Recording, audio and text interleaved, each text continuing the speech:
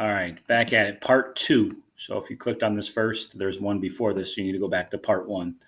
Um, so how does the role of the family change is where we left off. And I just want you to think of how, if you think about farming, how a larger family would make more sense during industrialization or pre-industrial, I should say. And then with industrialization, as people move to the cities and you have more machinery to kind of help you, the need for a larger family isn't as much. And the biggest thing I want you to think about is we could go into the details of what all of that is. But remember when we talk about these institutions in our society before we left school, where there's all these institutions, whether it be education. Um, we talked about like faith based as an institution, all right, the economy, all these different parts of our society. When you're going to have changes in the basically the type of society, like an industrialization process, everything's going to be affected. Everything's going to have change, and family as an institution is going to have changes. Okay, you're going to start to see smaller families when you move to the city. All right, like I said, and the pace of life picks up. More women are going to start working. Okay, and which is obviously is a good thing, but that's going to have an effect on the size of families. It becomes a lot more difficult to have 8 kids, all right, when both parents are working. It becomes very expensive, all right. Like I said, a good thing, but it's going to have you have to recognize those changes and what this could mean. All right, and we'll go back to this idea here in a little bit. So next, we're going to call this Gemeinschaft and Gesellschaft. Schaft, I believe, is how it should be said. And my German, I can't get that rich, horsey German there, so you have to bear with me here.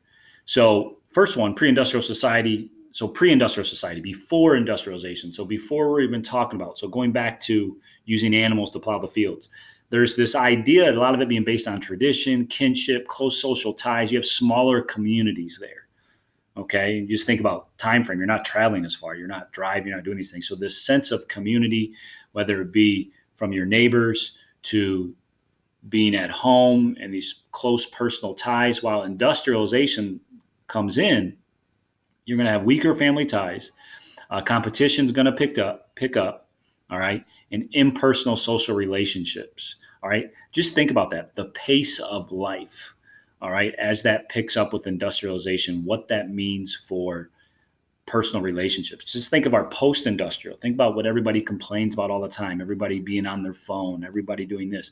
So, as we move forward and have this ability to do these things, sometimes that those personal relationships take a hit with that. So, it's just something to think about the two differences between these. Let's move on here. So Durkheim, if you remember Durkheim, that goes back to chapter 1 and some of the pioneers of sociology that we discussed. And Durkheim is going to talk about social solidarity, mechanical solidarity, and then the next slide we're going to talk about organic solidarity. So social solidarity is the degree to which a society is unified or can hold itself together in the face of obstacles. This is that in those unique moments, like right now. Okay, how are we performing as a society? Are we together? Are we working together? It's amazing to think of. I brought this up with somebody. How think of 2 months ago what you thought of the person that stocked the shelves at a grocery store. You probably didn't give it too much thought, but now you hear a lot about them due to some of the things that they're putting themselves in front of at grocery stores and whatnot during this time.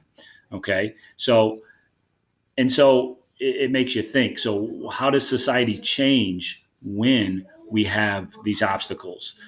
Think of 9/11. 9/11, well, you guys weren't around during that time, but or could even remember it if you would have been. But 9/11, there were drastic changes. There was a weird feeling of somewhat of togetherness. It didn't last always forever, okay, but that was there, and so that's some of that social solidarity and how much can a society be unified or hold itself together is something that he liked to look at. And then mechanical solidarity is social unity achieved by people doing the same type of work and holding similar values. So this is more of like industrialization. So you're going to have unity achieved by within, like if it's a rural community, there's probably unity in the fact that majority of them are involved in farming or something very similar. All right. They do a lot of the same type of work.